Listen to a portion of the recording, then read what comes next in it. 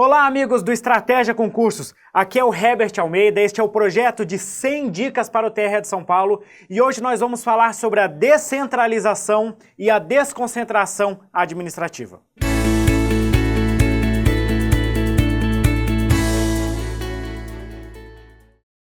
Então, quando a gente estuda a organização da administração pública, a gente sabe que as entidades e órgãos da administração pública precisam dividir as suas competências para que possam exercê-las com a maior eficiência possível.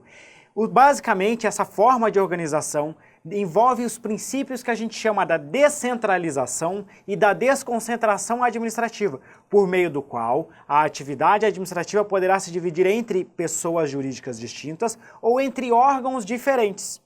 Então essa é a ideia de organização da administração pública que nós vamos ver no vídeo de hoje. Então de olho na tela.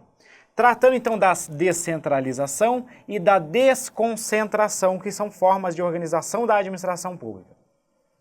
Inicialmente, falando da desconcentração, eu já coloco aqui para vocês que este O da desconcentração, a gente deve remeter aqui à ideia de criação de órgãos públicos. Então, quando a gente cria um órgão público, a gente está realizando uma desconcentração. Então, a desconcentração, ela ocorre dentro de uma mesma pessoa jurídica. A gente sabe que os órgãos públicos, eles são unidades sem personalidade jurídica própria. São unidades, são centros de competência que não possuem a sua própria personalidade jurídica e, por isso, integram uma pessoa jurídica específica. Por exemplo, dentro de uma prefeitura municipal ou dentro de um município, a gente vai ter a criação de vários órgãos chamados secretarias municipais. Então você divide a competência deste município na Secretaria de Educação, Secretaria da Saúde, Secretaria de Assistência Social e por aí vai. Essas secretarias, por sua vez, podem se dividir em outras subunidades como as subsecretarias e por aí vai.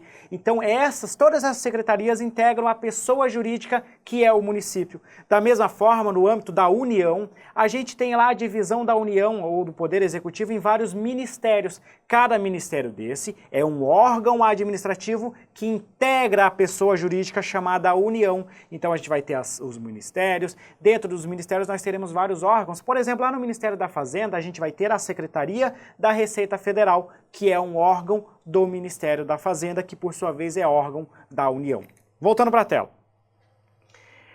Além disso, dentro dessa relação de desconcentração, dentro dessa criação de órgãos, a gente tem a presença de uma hierarquia, justamente porque é dentro de uma mesma pessoa jurídica e essa pessoa jurídica se organiza dentro de uma relação hierárquica.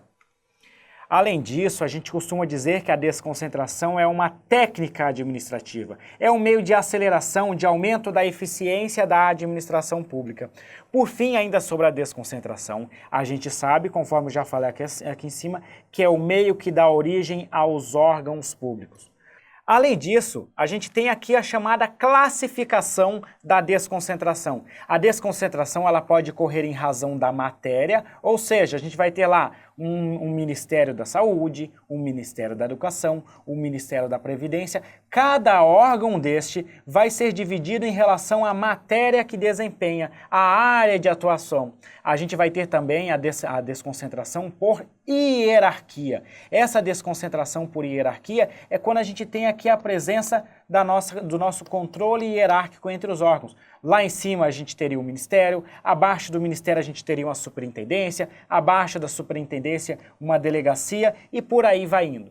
Por fim, a gente tem a desconcentração chamada de territorial ou geográfica. É aquela que vai dividir os órgãos aí de acordo com a região geográfica do país. Por exemplo, uma superintendência do Norte, uma superintendência do Sul, uma superintendência do Nordeste. Então, portanto, a desconcentração é o que dá origem aos órgãos e ela pode se classificar de acordo com a sua matéria, de acordo com o controle hierárquico que ocorre dentro dessa relação de desconcentração na mesma pessoa jurídica e, por fim, em relação à área territorial que ela vai atuar. Voltando para a tela. Por outro lado, a gente tem a chamada descentralização. Esse ente aqui remete à ideia de entidade. Quando eu falar de entidade, eu estou falando de uma unidade que possui a sua própria personalidade jurídica. Então, dentro da ideia de descentralização, a gente envolve pessoas jurídicas distintas. Aqui a gente vai ter de um lado a pessoa jurídica, que normalmente é uma entidade política, mas também pode ser uma entidade administrativa, e do outro lado uma nova pessoa jurídica, seja uma pessoa jurídica criada pelo Estado, ou então seja uma pessoa jurídica que é contratada pelo Estado para prestar um serviço. Voltando para a tela.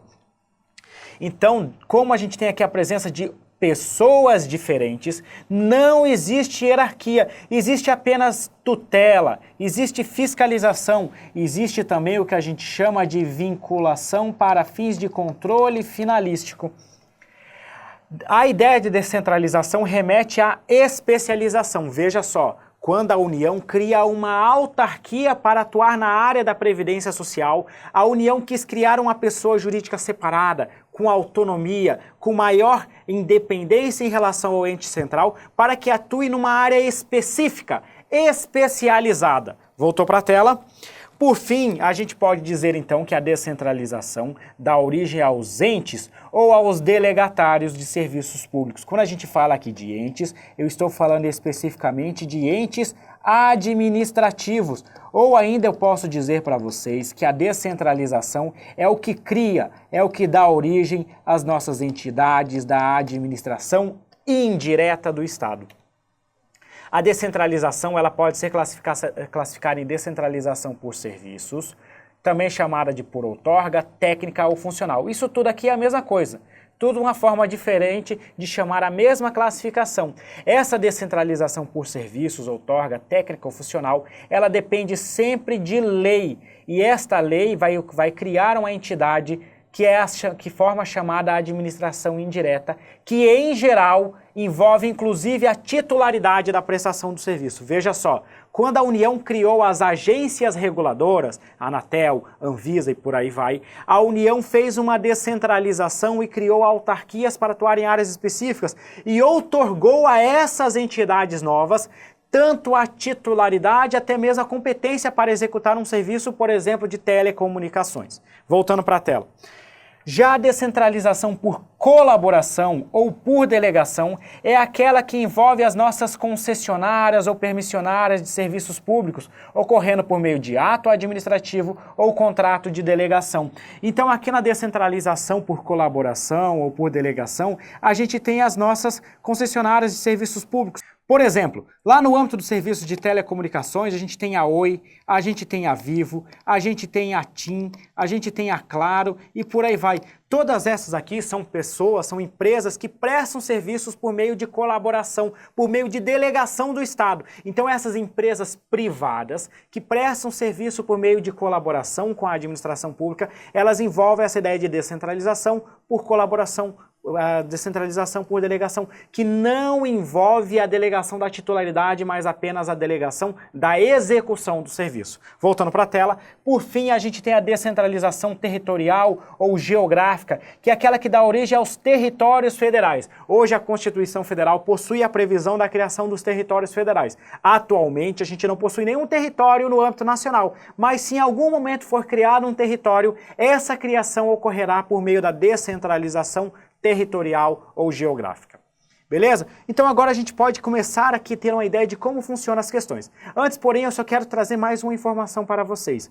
O inverso desses procedimentos, ou seja, quando eu extingo órgãos públicos, eu realizo uma desconcentração. Por outro lado, quando eu faço a extinção de entidades ou quando eu encerro contratos de concessão, eu faço a descentralização porque eu trago a prestação novamente para o ente centralizado. Além disso, a gente precisa diferenciar a descentralização administrativa, que é a que a gente acabou de estudar, da descentralização política. Descentralização política é a divisão de competências entre os entes políticos, entre a União, os estados, o Distrito Federal e os municípios. Por exemplo, quando a Constituição Federal divide as competências entre esses entes políticos, está ocorrendo uma descentralização política. Quando esses entes políticos dividem competências entre si, eles estão fazendo também a descentralização política. Vamos para a tela.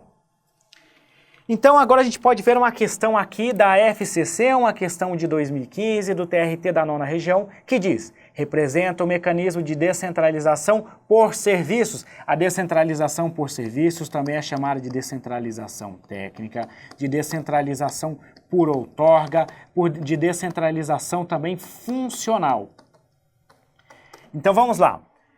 Envolve essa ideia de descentralização por serviço, das atividades da administração pública, a criação de... Então a gente sabe que nessa forma de descentralização a gente cria as entidades da administração indireta. Na administração indireta a gente vai ter as nossas autarquias, a gente vai ter as nossas fundações públicas, a gente vai ter as empresas públicas e as sociedades de economia mista. Essa com personalidade de direito público, essa pode ter direito público ou direito privado e essas duas sempre com personalidade de direito privado. Vamos lá.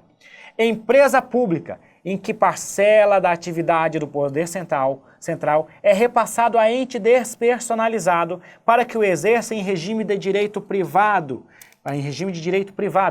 e com autonomia orçamentária, financeira em relação ao poder central. E veja que o erro da questão está ao dizer que aqui é um ente despersonalizado, quando na verdade a empresa pública possui a sua própria personalidade jurídica. B. A autarquia, em que parcela da atividade do poder central é repassada a ente personalizado, beleza? Até aqui está ok. Para que o exerça em regime de direito privado, aqui está o erro, tendo em vista que as autarquias atuam em regime de direito público. Empresa pública, em que parcela da atividade do poder central é repassada a ente personalizado, agora sim. Para que o exerça em regime de direito público, aqui está errado, o regime seria de direito privado. Autarquia, em que parcela da atividade do poder central é repassada a ente despersonalizado. A gente sabe que as autarquias, todas as entidades da administração indireta, são entes personalizados. Por fim, a letra E, a autarquia, em que parcela da atividade do poder central é repassada a ente personalizado, para que o exerça em regime de direito público e com autonomia financeira e administrativa. Beleza? Então a gente tem a ideia de descentralização por serviços, a gente cria entidades da administração indireta, que são entidades com a sua própria personalidade jurídica e que poderão atuar em regime de direito público ou privado conforme o caso. Autarquia, direito público. Fundações públicas podem ser de direito público ou de direito privado e empresas públicas e sociedades de economia mista sempre direito privado. É isso, pessoal. Com isso a gente termina aqui essa dica sobre descentralização e desconcentração, que é um assunto que aparece muito aí nas questões da FCC. Então, bastante calma, bastante cuidado, bastante atenção para você não perder a sua questão. Se você gostou desse vídeo, deixe o seu curtir e não deixe de acompanhar as demais dicas aqui para o TRE de São Paulo. Muito obrigado e até breve.